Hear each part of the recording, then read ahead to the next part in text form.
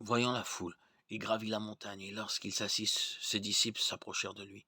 En ouvrant la bouche, il les enseignait et disait: Heureux les pauvres en esprit, car le royaume des cieux est à eux. Heureux ceux qui pleurent, car ils sont consolés. Heureux les doux, car ils hériteront la terre. Heureux ceux qui ont faim et soif de la justice, car ils seront rassasiés. Matthieu 5, 1-7. Le sermon le plus célèbre de tous les temps a peut-être été prêché par Jésus à ses disciples au début de son ministère public. Il est appelé le sermon sur la montagne.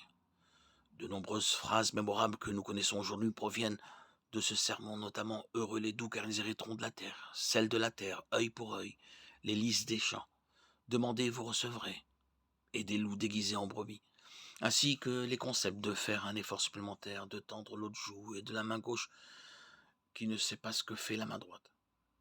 Notre Père fait également partie du sermon sur la montagne. Mais le plus important, c'est que le sermon sur la montagne a porté un coup dévastateur aux pharisiens et à leur religion de la justice par les œuvres.